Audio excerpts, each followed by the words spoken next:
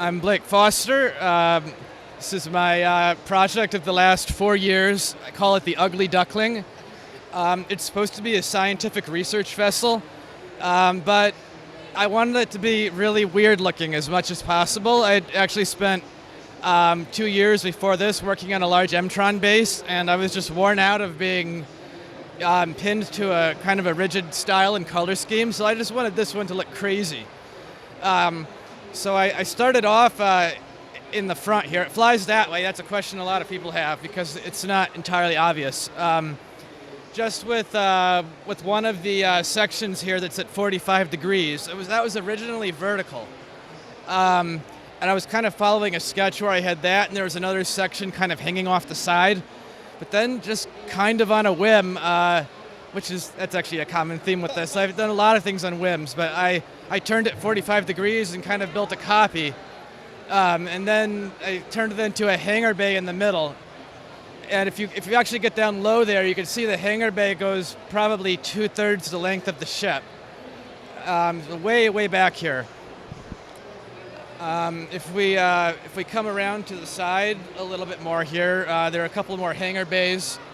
If you get in close, one of my favorite little tricks here, I use the train axle and the flex tubing to make hydraulics for the doors. Don't actually open or close, but it looks pretty real. So yeah, there are two of these here. I made a bunch of little landing craft to fly down to the surface. I imagined the ship being far too big to actually land. It'd probably be 1,000 feet long or so. If you look at like the bridge here, this is supposed to be the bridge, which is facing sideways.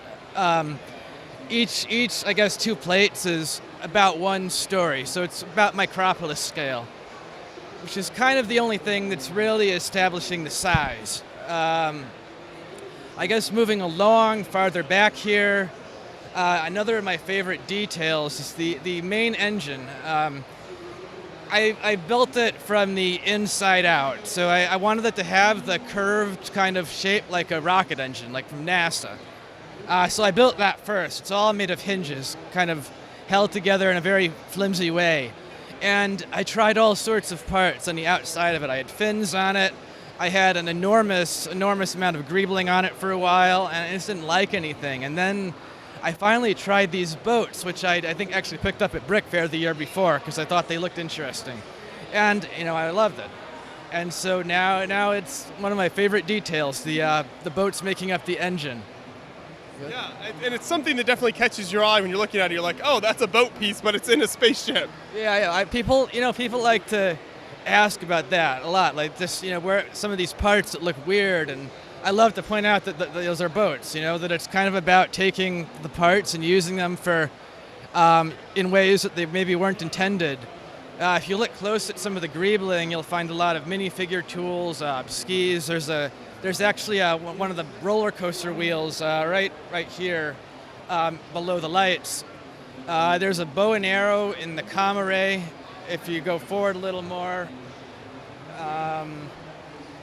all sorts of crazy little things. There are a lot of pistols and motorcycle wheels, barrels.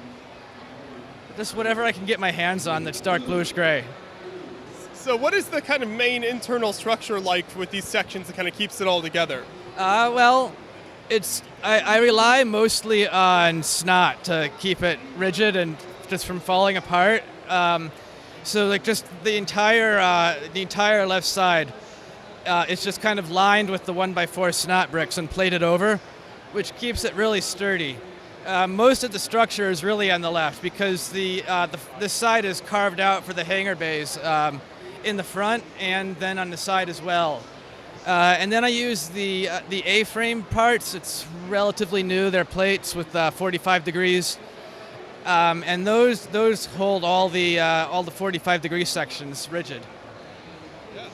How did you decide on this kind of gray and white color scheme as you were working on the build? It kind of just it's just what I happened to pick, randomly. I didn't really know what the color scheme was going to be at first. I mean, I started with white.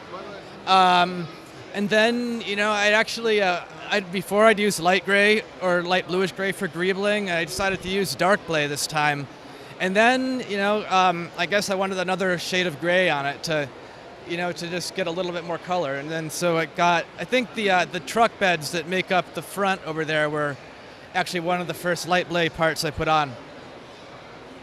And you even got some stands kind of holding it up under there, right? So it's not just sitting directly on the table? Yeah, I like to have it elevated a bit so you can see all the edges. And there is, at least some detailing on the bottom.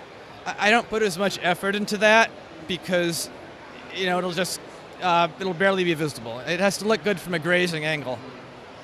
So this is certainly some next level spaceship building here and the number of years you put into this. So what kind of lessons did you take away from this, or tips you would give to people who are kind of wanting to build this style of spaceship with a lot of details and kind of so much going on in one build? I like to think of, just sort of look at each part of it in isolation and imagine it were a mock by itself, and just think about whether it would be good. And if it's not, then I'll scrap it and rebuild it. And I do it very iteratively. I mean, even before I get to the actually building any of the details, I'll sketch build just very basic shapes to figure out the proportions. And then once I'm through with that, I'll build parts of it that I'm inspired on. I'm never inspired on the whole thing, and if I'm not, it really shows. So I'll have all kinds of temporary stands and all stuff that's loosely tacked together that falls apart. I mean, I'm always knocking things over, just to kind of hold things together and figure out what goes where, just relative positions. And that when I finally connect it all, that's when I fill in the gaps between the stuff that I've built with the details. That makes a lot of sense. So what's transporting this whole ship like and then setting it up at a show? It's a little nerve-wracking. It's just because it's very heavy. It breaks into 3 modules, which helps, but even then they're pretty heavy because there are a lot of angles, and that just translates into a lot of brick just to support all that. I actually built wooden frames to carry it, at least 2 of the modules, just because the only part that's really sturdy enough to support the weight are the 2 45-degree sections at the top and bottom. And so I had to build wooden frames that really that hold the 45-degree area, because anywhere else, it just gets crushed under its own weight. Well, it's a really impressive model, and I think it's certainly got a lot of public attention here at BrickFair. So thank you so much for putting all this time and work into it and bringing it out to the show. Appreciate it. Thank you.